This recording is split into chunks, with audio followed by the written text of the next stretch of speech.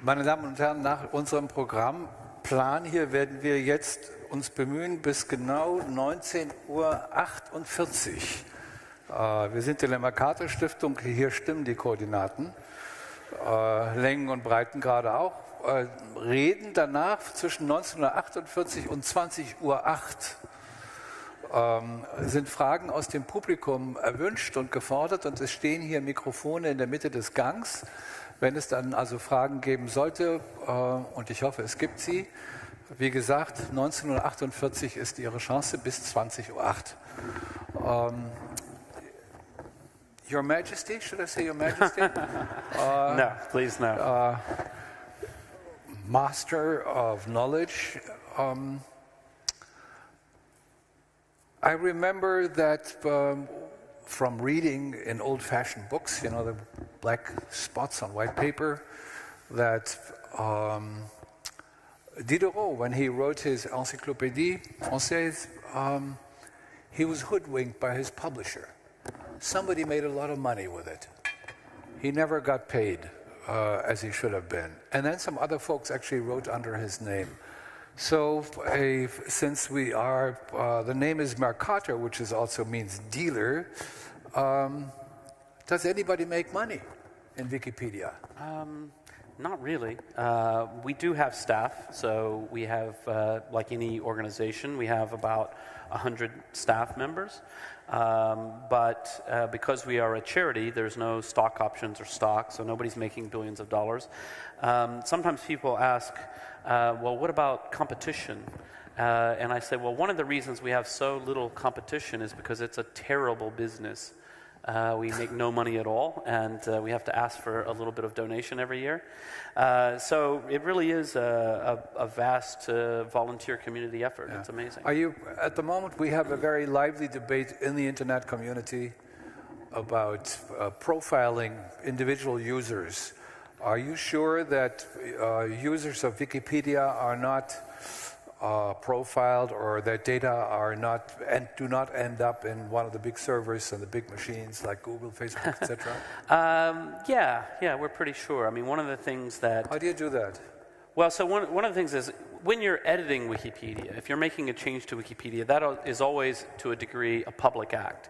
You're participating openly, so it's either your IP number or your login ID. That's a public act.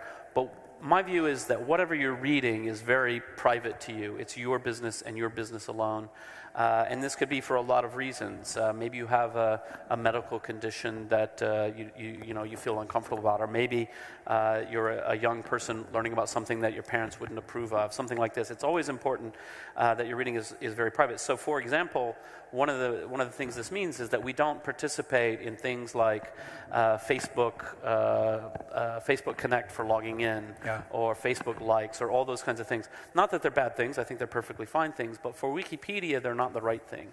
But if you go through Google or Facebook onto your website, isn't the IP, isn't your personal address being taken down? Don't, shall we say, unknown forces, whether it's in China or in fact in the United States, look exactly what you're looking at, and then really have a profile.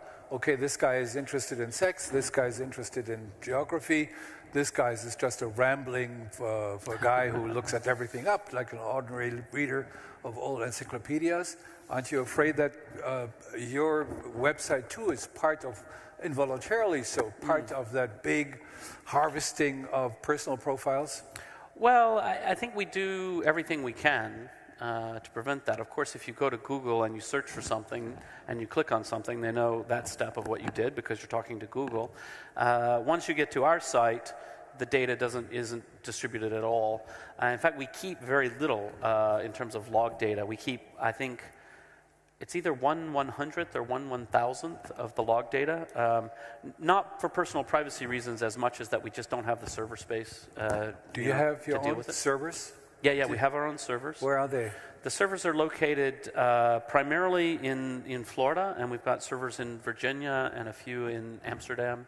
In Florida, it's actually expensive. You have to cool them. Google is just building huge data banks in northern Sweden. Yeah, well, one of the interesting things about Wikipedia technologically compared to the other big websites is that our technical requirements are actually quite small. Most of the activity at Wikipedia is people reading an article that's already been rendered, it's already been cached, so it's really easy for us to deliver it. Whereas if you think about on Facebook or Google, almost everything you do has to be customized for you, which takes a lot more computer power. So whereas Google, I don't know how many servers Google has today, but I remember reading 3 or 4 years ago that they had 1 million servers, so I assume they have 5 million now or something. Facebook similarly. We run Wikipedia with just a few hundred servers, and so it doesn't take that much in terms of the server capacity. Interesting. You are, obviously, Your Majesty, I have to say that again, it was a brilliant idea. You know, it doesn't help much to look up Jimmy Wales in Wikipedia. It doesn't say who you are, actually. It says a lot of what you did, but what was your original motive? Were you a reader in high school, Webster's Dictionary, going through this instead of playing football? Yeah, pretty much. I was a geek. When I was young, I went to a very small school that was run by my mother and my grandmother. There were 4 children in my class, so it was like Abraham Lincoln in a one-room schoolhouse, if you can imagine that. And we had a lot of free time because of the way our studies were structured, and I spent a lot of time reading the encyclopedia, actually the World Book, Encyclopedia for Children. I read loads and loads in it. So I always loved encyclopedias. And later, as I was seeing the growth of the free software movement, open source software, I thought, wow, this is really something fundamentally interesting about the world. It's a change brought about by technology where people can collaborate in new ways. And then I had the idea that, wow, an encyclopedia would be the perfect way to do that. Tell me more, how did this then develop?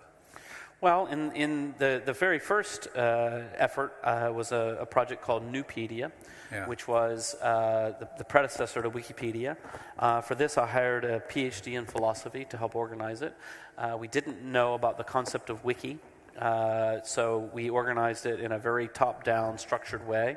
There was a 7-stage review process to get anything published. Same vision, though, free encyclopedia for everyone, volunteers writing it. But it was so intimidating and so difficult to participate that it went very, very slowly. Eventually, we found the wiki model, and once I started the wiki, it took about 2 weeks to get as much work done as we had done in 2 years. So it was really the right way forward. We had already, by that time, a few hundred people who were interested and on the mailing list discussing the project, excited about the project. So once we found the wiki editing model, the idea of open participation, it began to grow quite quickly after that. So that was really very, very exciting times. A couple of years ago, a book was published by a guy called, I think, Lancaster or Manchester, who discovered that one of the major contributors to the Oxford Dictionary, English Dictionary, actually was a convicted murderer sitting in a prison cell and using library stuff and providing excellent material. Do you have a couple of murderers amongst your contributors?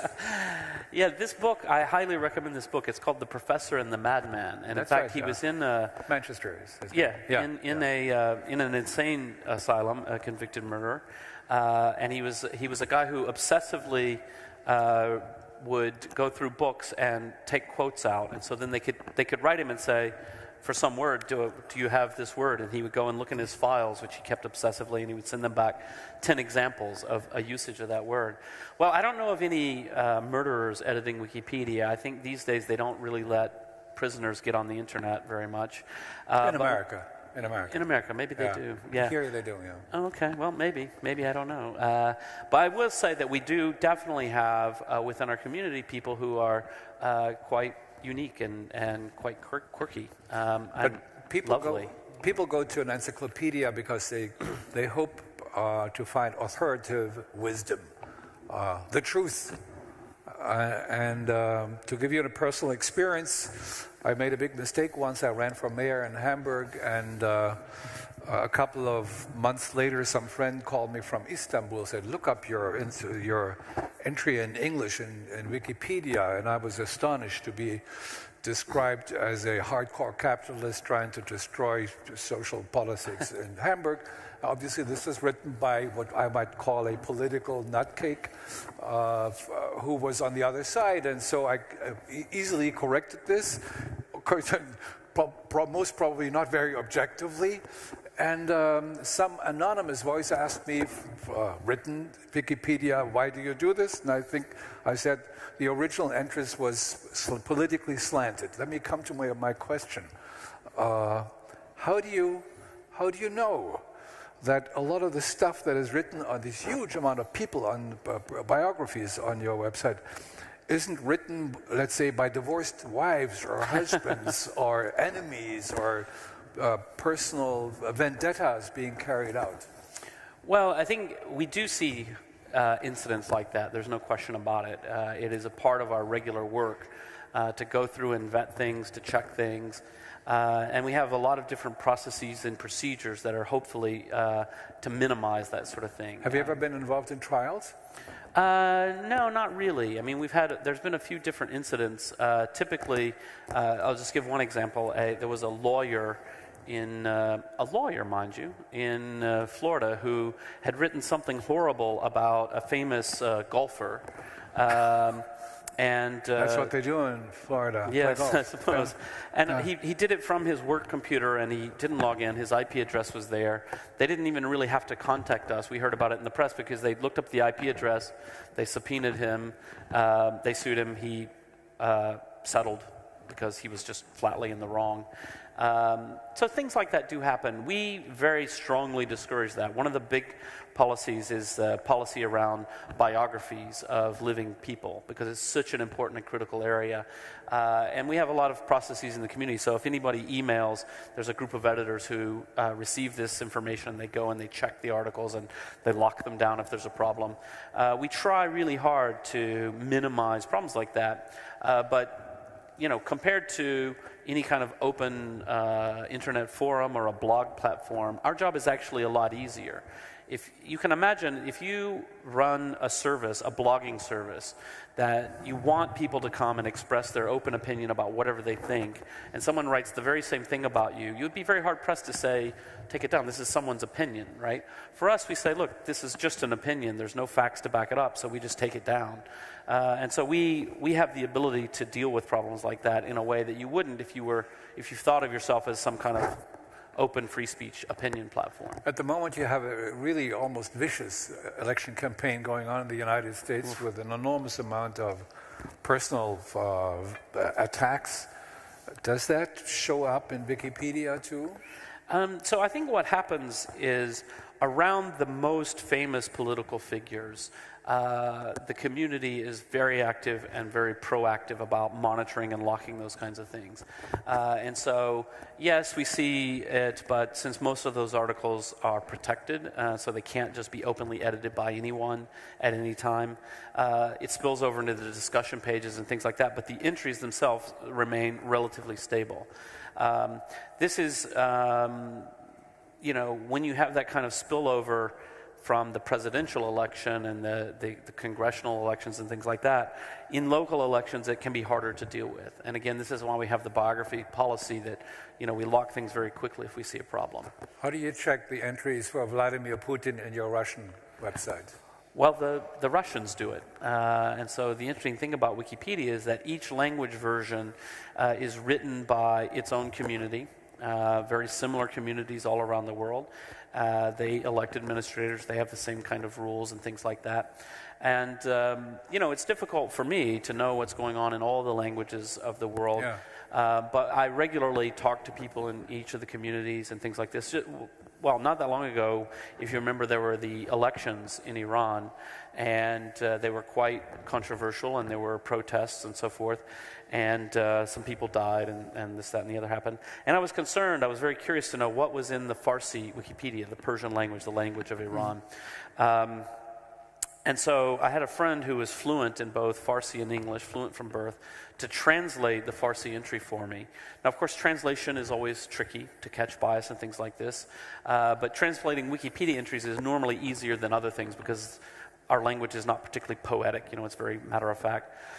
And she said it was easy to translate, and so she translated for me, and I was very pleased. I was concerned, would it be, actually my biggest concern, because the demographics of Iran would be that the young democracy activists would be the same people who would be in opposition to the government. I was concerned it would be very biased against the authorities, but it was very matter of fact. It was very similar to the English one. It just said, there's been an election, and these were the announced results, and the opposition has protested, and there's been some violence, and so on. And so I thought that was really healthy and really powerful, that in a country where people have a very hard time getting neutral, basic information in their own language, that Wikipedia was serving its purpose there, that it was basically very simple and matter of fact.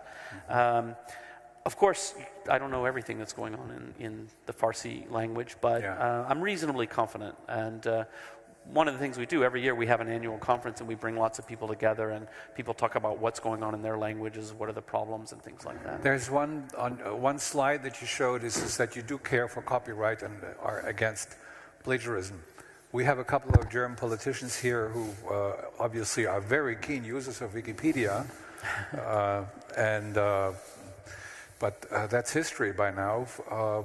But what's your position on we have a new party growing up here, like the Greens, like 30 years ago, called the Pirate Party. This is the generation that grew up by downloading music for free, thinking that in fact the world is free, and they do not have your or maybe my idea of property, Eigentum in German, and or Besitz, different legal phrases for the same issue.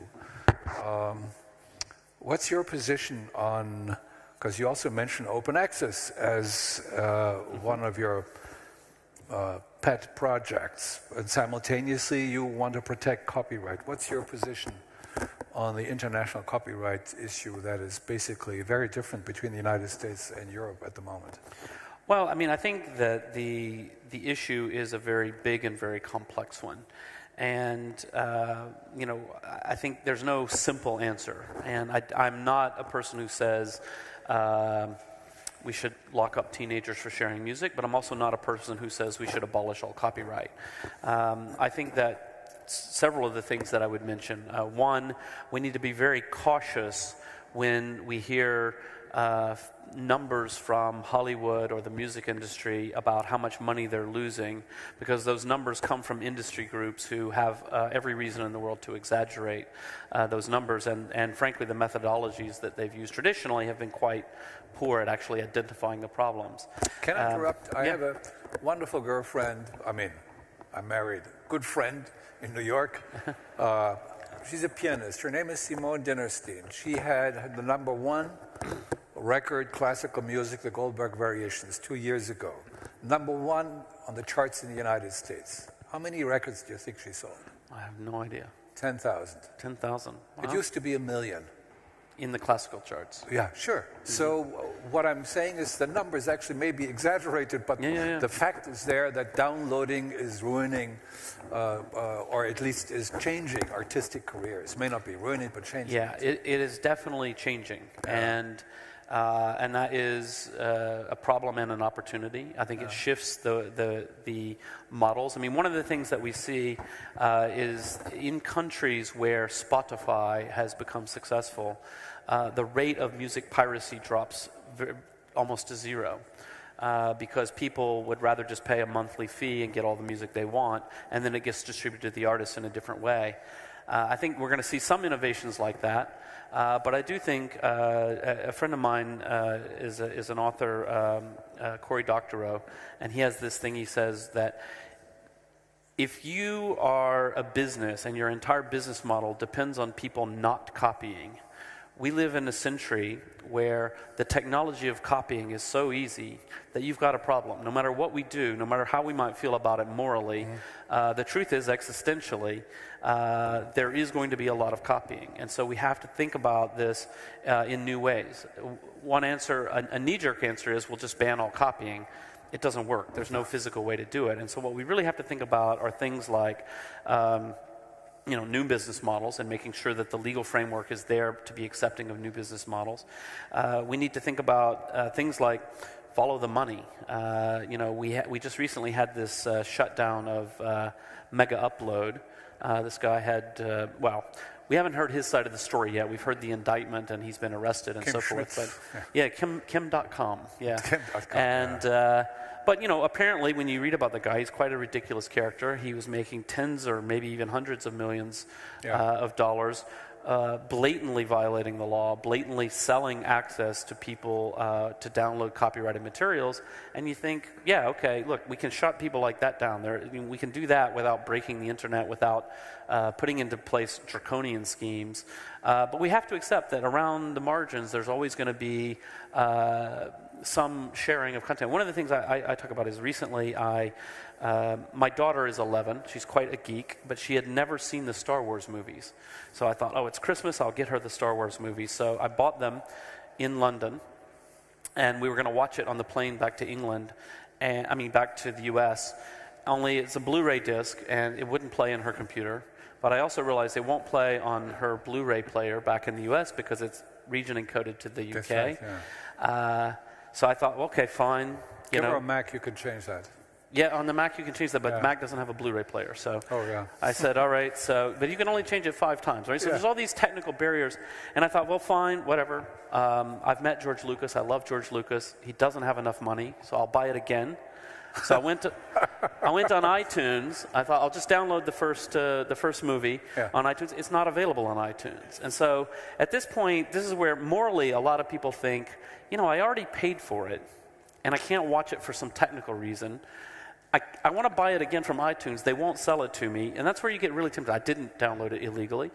We watched something else instead. But when we got back to the U.S., I bought her Star Wars again on Blu-ray, American Blu-ray. So now I have 2 copies, a UK and it's ridiculous. And I think when you've got the industry behaving in that kind of way, this is part of the moral breakdown where people who are not at all predisposed to going on a pirate website think, yeah, but you've just screwed me 3 times, All right. I can see your point, but still you are supportive of copyright. I am in support of copyright. Okay. I do think there are elements of copyright that need to be reformed. So one of the issues we have is the applause you just heard, these were professional downloaders over there. I think it is now, we've reached the 48th minute. I'd like to bring this to a close as a true fan of Wikipedia with a little anecdote. I used to be the publisher of Václav Havel, and his ambassador to Germany was a poet called Jiří Gruša. And shortly after the revolution, the quiet and wonderful revolution in Prague, he took me to Prague and showed me around, and there was a beautiful building, a Baroque building, a palace. And I said, what's this? And he said, you can buy it. And what is it? That is the office of the Czech encyclopedia's editors. And I said, well, what happened to the encyclopedia? And he said, well, it was started in 1948, but because of the constant political changes, it was very, very dangerous to actually publish it. And so it was never published.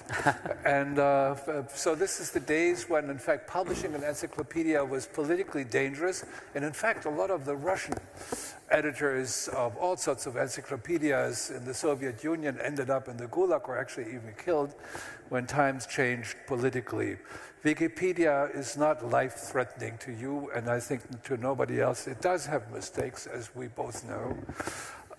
And some of you may want to go to the microphone. Wenn Sie jetzt ans Mikrofon gehen und sich beklagen wollen, das ist die Gelegenheit. Many thanks anyway for being here at Jane Wales.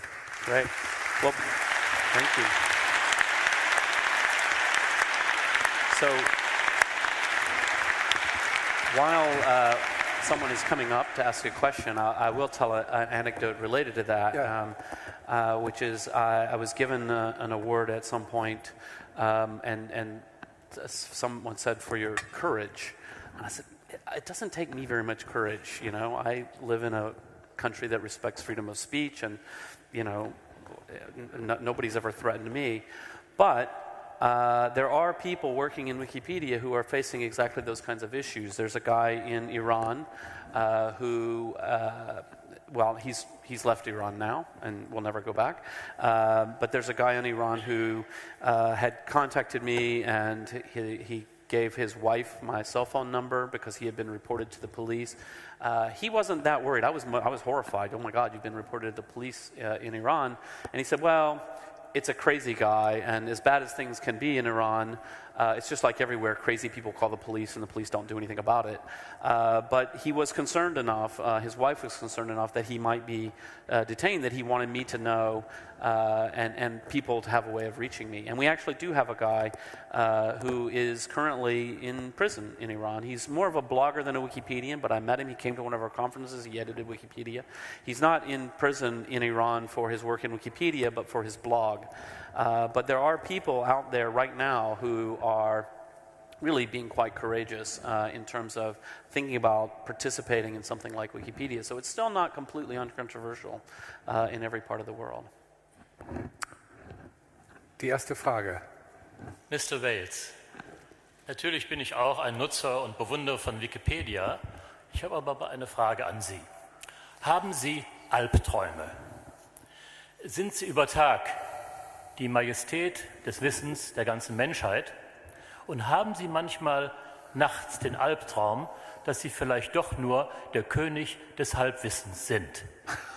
Denn halten Sie nicht unsere Schüler, unsere Studenten, unsere Journalisten ab davon, tiefer zu recherchieren, in die Bibliotheken zu gehen und wirklich zu arbeiten, stattdessen klick, klick, klick, sich oberflächliches Wissen, natürlich ungeheuer umfassend, auf Wikipedia anzueignen? Also sind Sie auch der König des Halbwissens?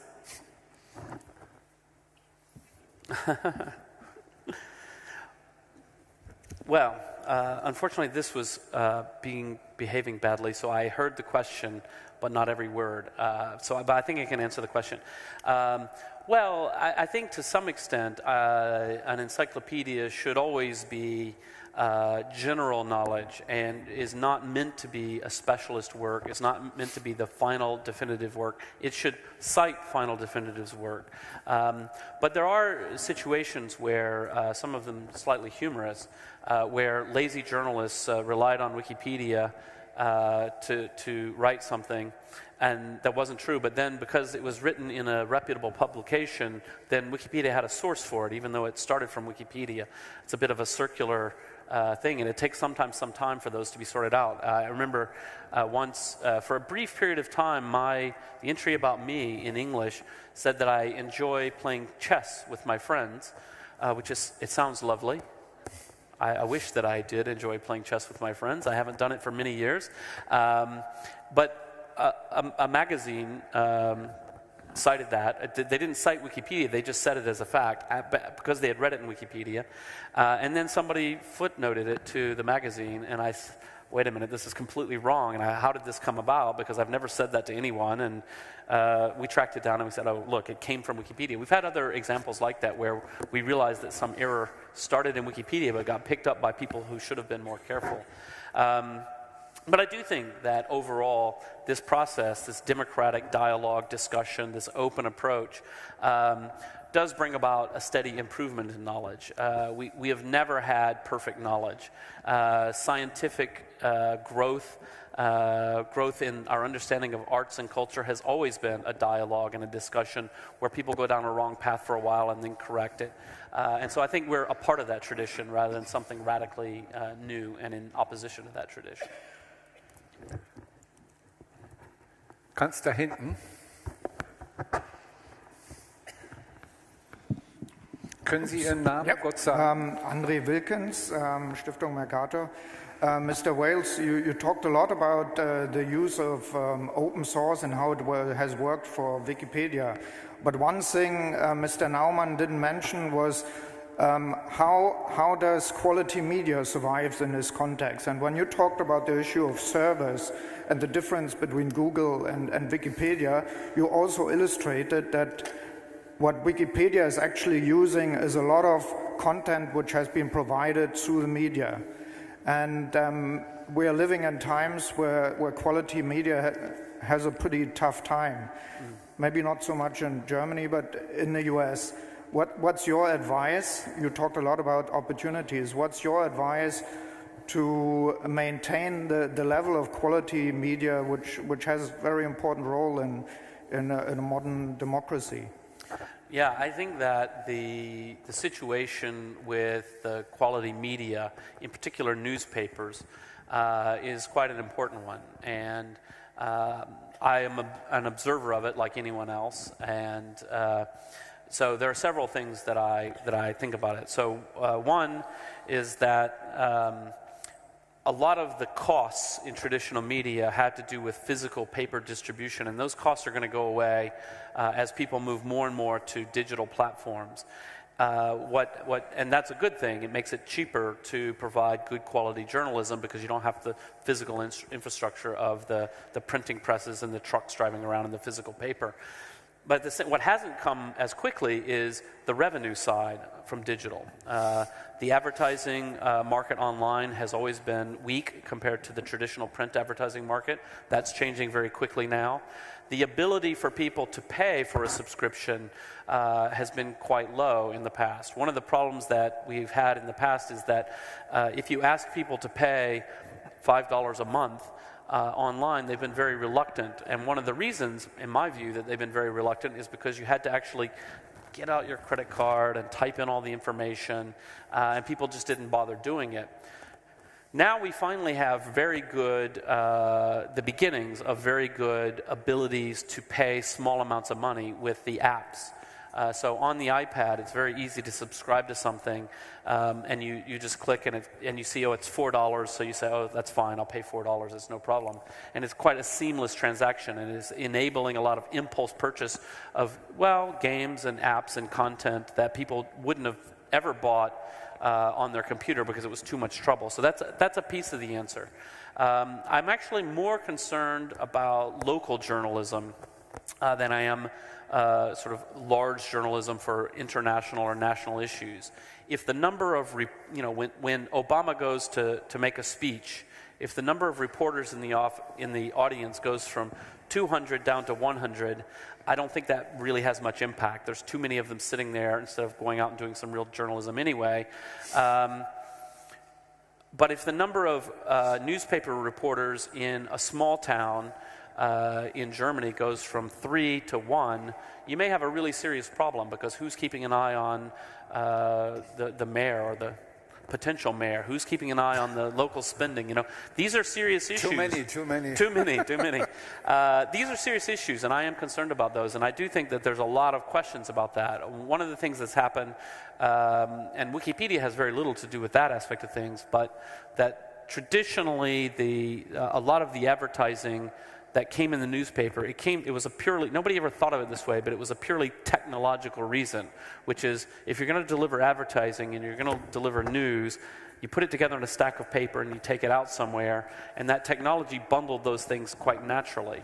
Now, if people want to get advertising, they can go to eBay, they can go to Craigslist is really big in the US, they can go to different websites to think about buying something, they go to Amazon, they go to Google. They don't necessarily go to the newspaper for that advertising. And so that bundling of news and advertising is breaking down.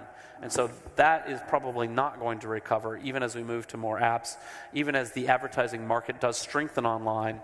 So that's actually the one last thing. I could go on for hours about this because it's a very interesting topic, is a lot of what newspapers do can be done by the community, but nobody's really developed all the techniques. Now, I'm not saying that everything can be done. I think there will always be a role for the professional journalist, but I also think that a lot of the writing that goes into newspapers could be done by people who are doing it for passion, for out of interest.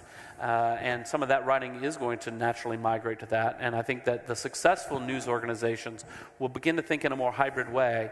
A good example would be the Huffington Post, which is not perfect by any means, but the Huffington Post is a really interesting blend of paid journalists, paid editorial comment, volunteer bloggers. There's nobody I know of more aggressive about bugging me to write something for free than the Huffington Post. They've got a whole staff of people who are always asking people to write, and people do because they think, oh, this would be nice. So I think there's no simple, easy answer to this question. I think we'll be okay in the long run, but I think it's going to be a bumpy ride. I see we have 2.5 more minutes to go, according to my plan here. So short question, kurze Frage. Ganz kurz. Kurze Antwort. And then I have one thing I want to say about Mercator, so I can do that after the question. You can do that after. Ja, okay. Als allererstes möchte ich mich als Student für das Halbwissen bedanken. Das hat mir sehr viel Zeit gespart in meiner Karriere. Meine Frage ist, ob es jemals Überlegungen gab, Werbung zu schalten bei Wikipedia, um dann das Geld, also den Erlös dafür zu benutzen, die Mitarbeiter zu bezahlen und dann vielleicht sogar als Charity selber dafür Geld zu spenden, was dadurch zustande gekommen ist. Ich rede jetzt nicht von Pop-up-Fenstern, die wir wahrscheinlich alle kennen und hassen. Ja. Yes. So it's a really interesting question. So I've always been opposed to having advertising in Wikipedia, but I've always said that decision has to be constantly made with a knowledge of what we're turning down. We shouldn't do it because we are anti-commerce. I'm personally not anti-commerce. I'm not anti-advertising. But it's not the right thing for Wikipedia. But exactly the issue you raise is one that I think has to be responsibly considered over and over, which is, could we take the money from advertising and do amazing work around the world? Could we put advertising in English Wikipedia and support the languages in Africa and things like that? My own view is that would not be the right approach and that is not the answer, but I do think that it's a valid question. And so I would never say, absolutely, we should never consider it, but I just say I'm opposed to it. There's a lot of reasons not to have advertising in Wikipedia, and one of the most important is when you go to Wikipedia, whatever concerns you have about Wikipedia, and we all should have concerns, it's quite, imperfect and so forth, you never think, well, the entry about the new car from Toyota has a big ad from Toyota across the top, so I can't trust it. The one thing you do know about Wikipedia is it's written by ordinary people and that the advertising world has no impact on what you see. Another deeper reason that's a little more subtle is when I think about the organization, when I think about the Wikimedia Foundation with the 100 employees, they're very mission-driven. The mission is a free encyclopedia for everyone on the planet in their own language. If the organization derived its income from advertising, a lot would go on internally where people would start to think about how do we optimize advertising income. I have a for-profit wiki company, Wikia, where we have advertising on the site. So if you want to learn about TV shows or video games, it's a great place to go and do that. But I can tell you within our company, although we love to have people in different languages, we have over 100 languages, frankly, on a day-to-day basis, the company doesn't care about that nearly as much as we do at Wikipedia because the company depends on advertising revenue, and getting another 1 million users in Africa brings in zero money, and another 1 million users in Germany, which is one of the places we're very focused, brings in money. For Wikipedia, that is a really bad thing. We would not want that to be. I want my staff to be as passionate or even more passionate about getting the next 1 million people from India into Wikipedia as getting the next 1 million Germans into Wikipedia. And I think that would change permanently if the organization depended on advertising. You can see this at a company like Google, which I think Google has always been really wonderful about wanting to support as many languages as possible. And they do, but frankly, what they're really, really interested in is ad revenue. It's just in the DNA of the company. So for me, that's one of the most important reasons, is to maintain that focus on the mission. Now, I wanted to say something about Mercator. Okay, go ahead. Which I meant to say during my lecture, because in the discussions or thinking about what I would talk about here, it was interesting thinking about his impact on the world and our impact on the world, and what is similar and what is different. And of course, there's many, many things different. The one similarity I thought of, there's a really interesting thing about the Mercator map projection, which was an amazing invention, which is really wonderful for certain purposes. And it also opened many people. It was the first sort of view of the world, flat view of the world that they ever had. One of the problems is that the projection, while good for navigation, is really bad for understanding the sizes of different places. And so on the Mercator projection, the Greenland is about the same size as Africa. But in fact, Africa is 13 times bigger than Greenland. And so most people, including me, I think of Africa as being kind of small. I mean, it's the size of Greenland, which is this big giant thing up here covered in ice. It's completely wrong. So I think, well, how is that similar to Wikipedia? Well, one of the things about Wikipedia, as I said, is that we're 87% male, we're a bunch of computer geeks. And in fact, if you look at the number of entries in Wikipedia about Star Wars, it's probably equal to the number of entries in Wikipedia about Shakespeare and his work. And so we similarly, although we're really wonderful for certain purposes, because we haven't yet diversified our community enough, some things look really big in Wikipedia and some things look really small in Wikipedia, contrary to reality. So I'm really eager to bring more people into Wikipedia to help balance that out. Well, thank you very much, Jimmy Wales. Thank you.